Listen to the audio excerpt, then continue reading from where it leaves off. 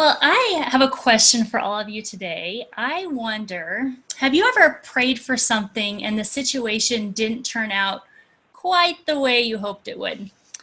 Maybe you've been following Jesus for a long time, or maybe you're just starting to think about who Jesus is. But I bet we've all prayed for something and the situation turned out differently than we hoped it would.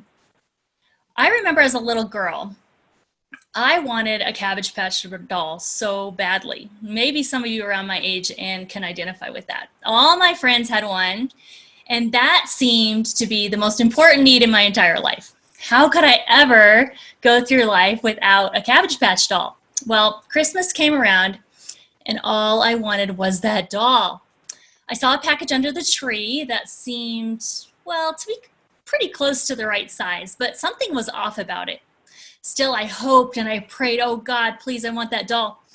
And I prayed and prayed and prayed on Christmas morning, as my dad always made us sit through the reading of the real Christmas story before we could open presents. And you know what? That story took forever. Do you know there are 52 long verses in Luke chapter 2? Well, finally he got to the last verse, and those of you who had parents like mine know that the last verse says, "And Jesus grew in wisdom and stature and in favor with God and man." And I knew as soon as that verse hit that it was time.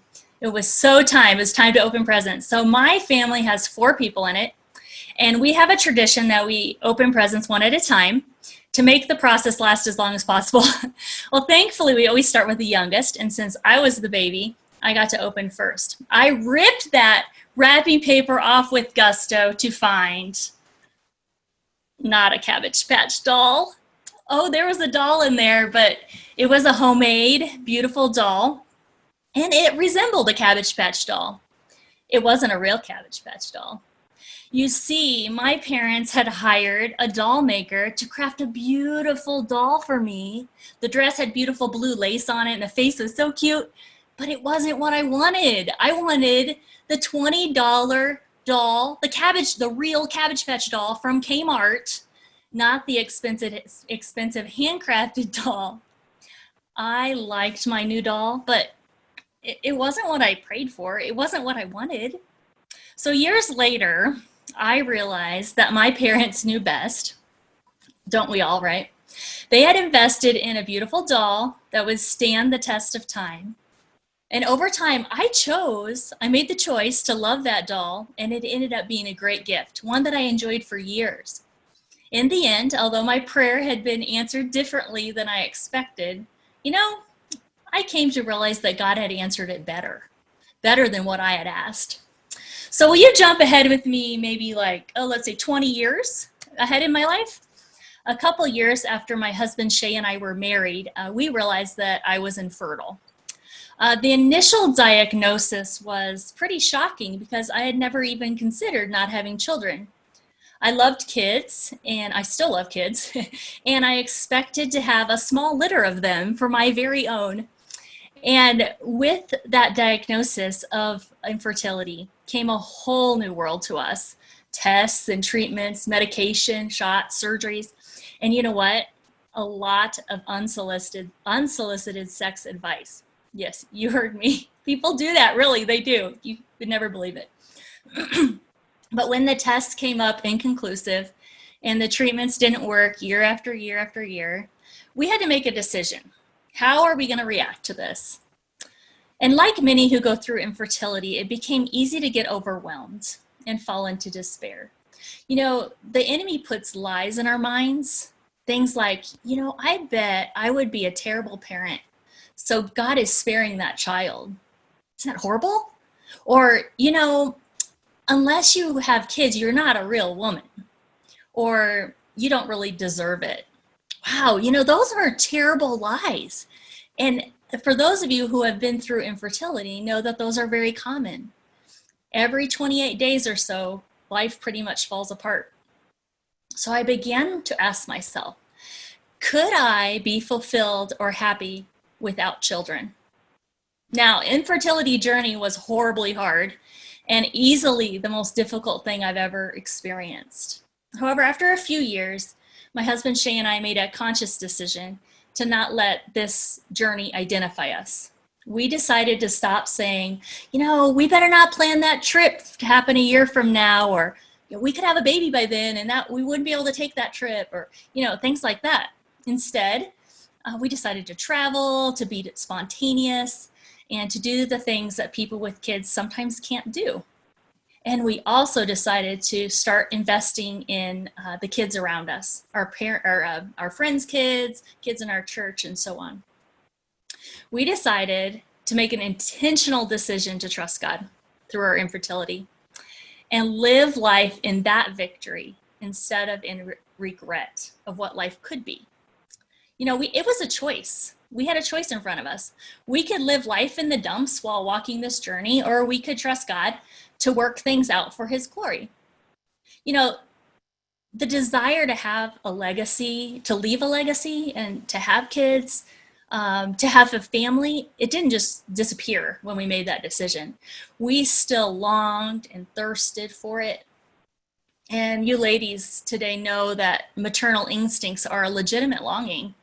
I would wake up startled in the middle of the night, jump out of bed to get a crying baby, only to realize I didn't have a baby and it was a dream. I was dreaming. Those things are tough. It's hard to walk that. But ultimately, we decided to follow God's plan for us and to trust him through that. We understand that God loves us and he has a perfect plan for us, whether that includes children or not.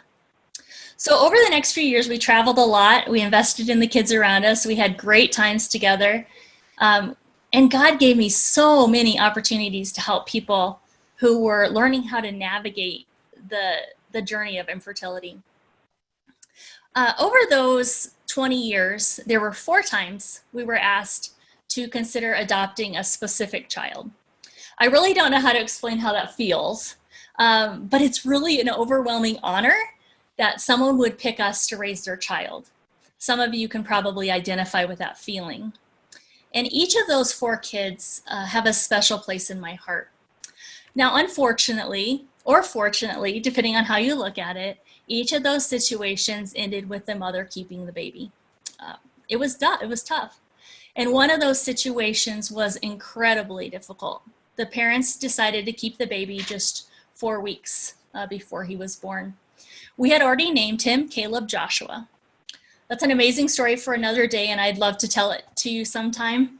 But as I look back on that experience and others in my life, I realized that those several months of looking forward to parenting gave me a tiny glimpse into what it feels like to be a mom, and it was a pretty amazing experience. So even though I'm terribly still sad about how those turned out, I'm grateful for what I learned and what God taught me during that time. I remember the Sunday after our first adoption fell through. Our church family got together for our service, and we sang "Blessed Be the Name of the Lord."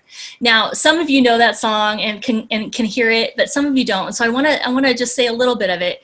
In that song, it says, "God, you give and take away. I will choose to say, blessed be the name of the Lord."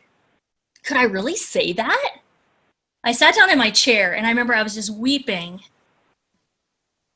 And I felt like God was saying, can you really sing that song? Can you say, I will choose to say, blessed be the name of the Lord in this situation?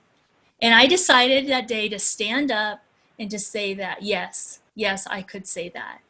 But it had to be a choice. It wasn't a natural response for me. Trusting God was a choice that I had to make, and it wasn't an easy choice.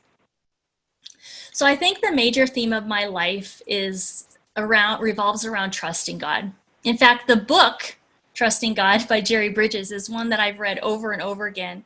And I'd like to read just 2 short paragraphs from it today because I feel like it'll give us a glimpse into maybe he can say it a little bit differently than I can. It says, God's guidance is almost always step by step. He does not show us our life's plan all at once. Sometimes our anxiousness to know the will of God comes from a desire to peer over God's shoulder and see what his plan is. What we need to do instead is learn to trust him to guide us. While it is certainly true that God's love for us does not protect us from pain and sorrow, It is also true that all occasions of pain and sorrow are under the absolute control of God. If God controls the circumstances of the sparrow, how much more does he control the circumstances that affect me and you? God does not walk away and leave us to the mercy of uncontrolled, random, or chance events. Well, I want to share two applications with you, because I feel like if you just hear this story of mine, it's just a story. But I want you to make it your own. So this morning or this afternoon, wherever you are, maybe you desire a relationship with God. And, maybe you really want to understand that your life has meaning and purpose. Maybe like me, you look back on your life and you realize it didn't turn out quite how you anticipated. Maybe you long for more. Maybe you long for children or a spouse or relationships to be healed. I want you to understand that God is faithful and true and always there for you. Do you know that Jesus died on the cross for you? You're not worthy of it. You're not worthy of his love and salvation. I'm not either. Even so, he left heaven to come to earth to die for you and for me, and provide a way for us to have a relationship with him where he can walk next to us and hold us during those times of hurt. He died on the cross, he was buried, and he rose from the dead. And all he asks of you and of me is that we believe it. And he promises us eternity in heaven with him. So maybe you're like, whoa, slow down. I have no idea what you're talking about. I want to take some time to think about this and digest that message a little bit. That's just fine. There's a website that can help you, and I want to just tell you just a link. That's all I'm going to do is a quick link. It's stonecroft.org/no-god. stonecroft.org/no-god. And you can take all the time you need to percolate on the message. It's a beautiful website. It's a great place for you to just understand a little bit more about salvation. And it's a decision that you'll never regret. And so I encourage you, if you don't have a personal relationship with God, to go there and just investigate it a few minutes and see what you think. Secondly, I know there are people watching today, because I know you, a lot of you, who have been followers of Jesus for many, many years.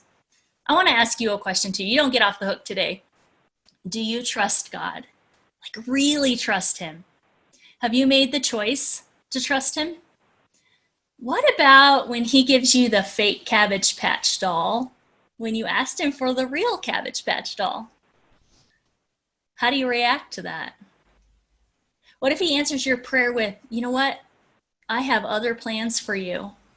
Even when what you're asking him for is just and good and honoring to him, are you willing to say with the prophet Isaiah in Isaiah 25:1 and say with me, O Lord, you are my God. I will exalt you. I will praise your name, for you have done wonderful things, plans formed of old, faithful and sure. Can you say that? I will praise your name, Lord, for what you're doing in my life, in those unmet dreams.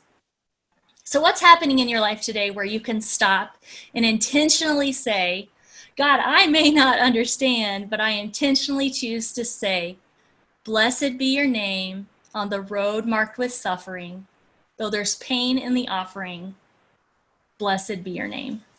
Can you say that today? I'm guessing all of us can identify an area of our lives where God has answered prayer a little differently than we expected. For me, it was in regard to having children. Maybe you can identify with that journey. If so, know that I'm praying for you and I love you. But maybe you can't identify with me on that. Maybe for you, it's a child who has walked away from your family, or maybe you've been praying for years for God to bring healing to a relationship. Maybe you've prayed for a spouse, but that handsome man hasn't showed up on your doorstep yet. I pray that my talk is an encouragement to you to trust God for his perfect plan. He will walk with you. So thank you so much for giving me the opportunity to share a little slice of my story with you today. And I hope you take something with you that will change your life today. Thank you.